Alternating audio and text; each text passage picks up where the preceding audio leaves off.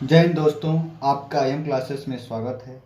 आज हम लोग संख्या पद्धति के योग पर प्रश्न के बारे में पढ़ेंगे, यानी संख्या पद्धति। संख्या पद्धति के योग पर प्रश्न, योग पर प्रश्न। जैसा कि विभिन्न परीक्षाओं में इस टॉपिक से प्रश्न पूछे जाते हैं, यानी योग पर प्रश्न में 4 तरह के प्रश्न बनते हैं। पहला प्रश्न बनता है प्राकृतिक संख्याओं के योग पर प्रश्न। जो पहला बनता है प्राकृतिक संख्याओं के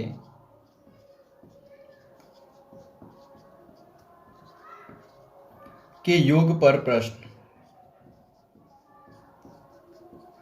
और दूसरा टॉपिक है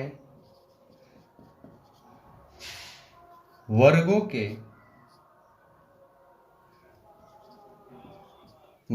के योग पर प्रश्न।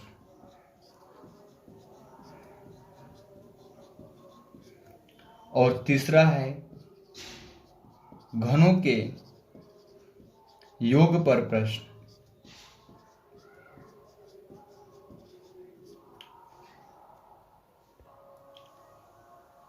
चौथा भिन्नात्मक योग पर प्रश्न,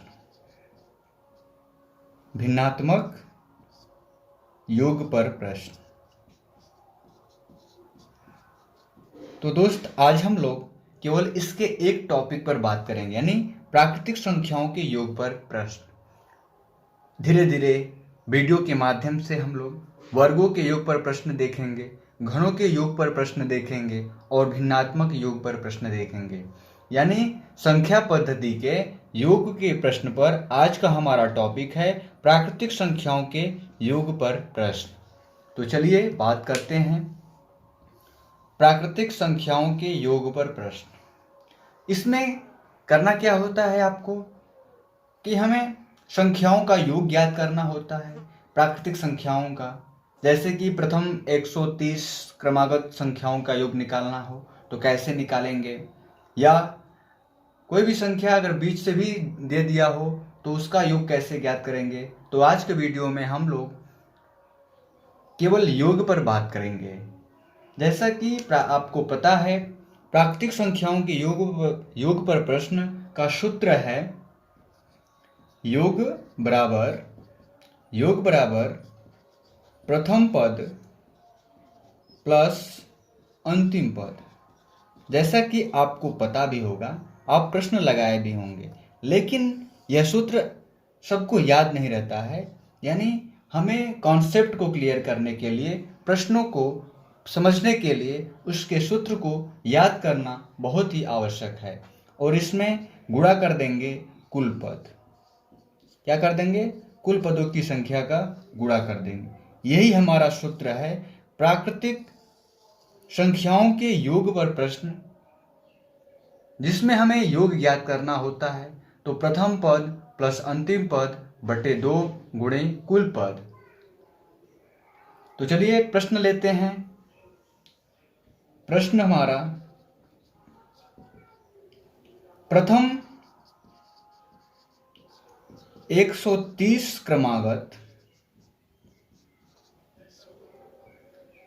प्राकृतिक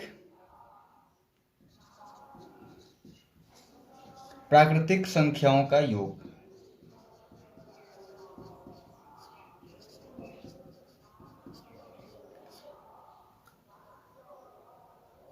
देखिए, पहले प्रश्न का सेंस हमें पढ़ना है, यानी प्रश्न कह क्या रहा है। यानी हमारा प्रश्न कहता क्या है? प्रथम 130 क्रमागत प्राकृतिक संख्याओं का योग, यानी हमारा 1 से लेकर 130 तक के संख्याओं का योग ज्ञात करना है।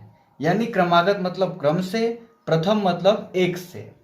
तो हम 1 से लेके, जैसे 1 प्लस 2 प्लस 3 प्लस 4 प्लस 5, ऐसे करते करते हमें 130 तक के संख्याओं का योग ज्ञात करना होता है। तो योग का सूत्र आपको पता है, योग बराबर प्रथम पद क्या है? 1 है, 1, और अंतिम पद क्या है, 130 है। तो 1 + 130/2 और गुणा क्या करना पड़ेगा, इसमें कुल पदों की संख्या है 130 यानी 130। तो हम हल करेंगे यानी 131 गुणे 130/2 और इस 2 का 130 में भाग करेंगे तो 2 छक्का 12 और 2 5 10। अब 131 में 65 का गुणा कर देंगे यानी 131 गुणे 65, तो हमारा आंसर आ जाएगा 8515। आप सिंपली गुणा करके देख सकते हैं, ये आ जाएगा आपका 8515। तो यह बहुत ही आसान प्रश्न था। ऐसे ही प्रश्नों को हम इस टॉपिक में यानी आज के वीडियो में हल करेंगे। अब हम प्राकृतिक संख्याओं के योग ज्ञात करने के साथ साथ आपको पता होना चाहिए कि प्राकृतिक संख्याएं क्या होती हैं, सम संख्या क्या होता है, विषम संख्या क्या होता है, गुणज क्या होते हैं। क्योंकि ये जितने टॉपिक मैं बताया हूँ अभी कि प्राकृतिक, सम, विषम, गुणज, प्राकृतिक, कितने लोगों को ये भी नहीं पता होता है। तो थोड़ा इस पे भी विचार कर लेते हैं कि प्राकृतिक संख्याएं, प्राकृतिक संख्याएं ऐसा कि नहीं है सभी को पता होता है, कुछ ऐसे ही विद्यार्थी हैं जिनको प्राकृतिक संख्याएं भी नहीं मालूम होती हैं। तो प्राकृतिक संख्याएं हम 1 से लेकर यानी 1 2 3 4 5 जैसे लेकर अनंत तक की संख्याओं को हम प्राकृतिक संख्या कहते हैं। अब आती है बात सम संख्या की यानी इवन नंबर की।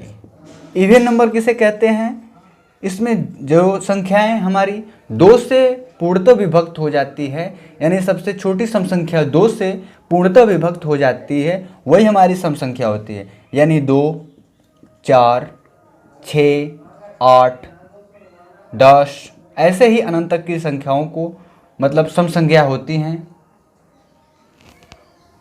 सम संख्या ज्ञात करने का पहचान या सम संख्या विभाज्यता के नियम में क्या कहता है कि किसी भी संख्या में अगर इकाई का अंक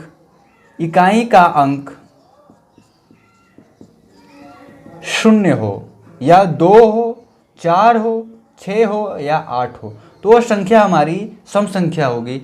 आपको मैं विभाज्यता के नियम में बता चुका हूँ, ये भी याद रखें आप लोग, क्योंकि इसका भी प्रश्नों को हल करने में आवश्यकता होता है।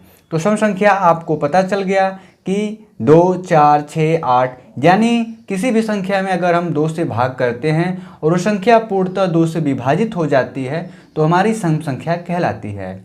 अब विषम संख्या, अब विषम संख्या ऐसे ही बता सकते हैं, जो संख्या 2 से पूर्णतः विभाजित न हो वह संख्या हमारी विषम संख्या कहलाती है। जैसे 1 3 5 7 ऐसे ही अनंत तक की संख्या विषम संख्या होती है। अब बात आता है गुणज का। गुणज संख्या क्या होता है? गुणज संख्या जैसे किसी भी संख्या में, जैसे अगर मान लीजिए 25 है, अब 25 में 2 का गुणा किए तो 50, 50 यानी 25 का गुणज 50, 75, 100 ऐसे ही लेकर अनंत तक हम गुणा कर सकते हैं, यानी गुणज ज्ञात कर सकते हैं किसी भी संख्या का। अब 2 का गुणज 4, 6, 8, 10, 12 ये हमारे गुणज हैं और ये भी, तो गुणज भी आप जान चुके हैं। अब चलिए एक प्रश्न हल करते हैं जो हमारा प्राकृतिक संख्या के योग पर यानी टॉपिक से ही है। इसमें दिया है, देखिए दोस्त, यह प्रश्न हमारा योग पर प्रश्न है, यानी 46 से लेकर 190 तक की संख्याओं का योग ज्ञात करना है। अब हमें इसमें पता करना है कि इसमें कितनी संख्याएं हैं, हमारा प्रथम पद क्या है, अंतिम पद क्या है। तो पहले हम सूत्र लिखते हैं, हमारे सूत्र। इस प्रश्न को हल करने से पहले हम इसकी भूमिका बनाएंगे, यानी हम इसका सूत्र लिखेंगे। हमारा सूत्र है प्रथम पद प्लस अंतिम पद। प्रथम पद प्लस अंतिम पद बटे 2 गुणा कुल पद। ठीक, अब हमें इसमें प्रश्न में देखना है कि कौन कौन सी संख्याएं दिया है और कौन कौन सी संख्या हमें ज्ञात करना है। यानी हमारा प्रथम पद है 46 और 190। प्रथम पद 46 प्लस अंतिम पद यानी 190 बटे 2 और कुल पदों की संख्या ज्ञात करना है। तो कुल पद 46 से लेकर 190 तक हमें गिनने में समय लगेगा। तो हमें करना क्या है, 190 माइनस 45, क्योंकि इसमें 46 से 190 दिया है, हमें 45 पता है, यानी 1 से लेकर 45 घटा देंगे 190 में, तो हमारा आंसर आ जाएगा। यानी कुल पद ज्ञात हो जाएगा। 10 में से 5 गया 5, 9 में से, अब यहाँ 9 नहीं है, यहाँ 8 हो गया क्योंकि एक हासिल दे दिए, तो 8 में से 4 गया 4 और 1 145, यानी हमारा कुल पदों की संख्या 145। अब जोड़िए 0 प्लस 6 यानी 6, 9 4 13, 1 1 2, 236 बटे 2 गुणे 145। अब 2 का भाग 136 में जाएगा, 2 एकम 2, 2 एकम 2, 2 8 16, तो हो गया 118 गुणा 145। अब हमारा फाइनली रिजल्ट आ जाएगा 118 में 145 का 17,110 आंसर आएगा। 17,110 आंसर आएगा। ऐसे ही प्रश्नों को हम हल करेंगे बहुत ही आसान भाषा में। जैसा कि ये तो मैं आपको समझाने के लिए बताया हूँ, आप डायरेक्टली यहीं पर ही हल कर सकते हैं, इतना कुछ बढ़ाने का आवश्यकता नहीं है। प्रथम पद और अंतिम पद जोड़िए, यानी 46 प्लस 190 जोड़िए 236 और कुल पदों की संख्या निकालिए 145, यानी 236 गुणे 145 बटे 2 डायरेक्टली आप लिख सकते हैं। इतना कुछ फैलाने की आवश्यकता नहीं है, क्योंकि परीक्षा हॉल में हमें बहुत ही कम समय में प्रश्नों को हल करने की आवश्यकता होती है। ये तो प्रश्न हम कॉन्सेप्ट के माध्यम से आपको समझाए हैं, क्योंकि जब तक आप किसी भी प्रश्न को बेसिक तरीके से नहीं समझे रहेंगे तब तक आप परीक्षा में यानी परीक्षा हॉल में हल नहीं कर सकते। इसलिए प्रश्नों को पहले हम बेसिक नियमों के द्वारा सीखेंगे।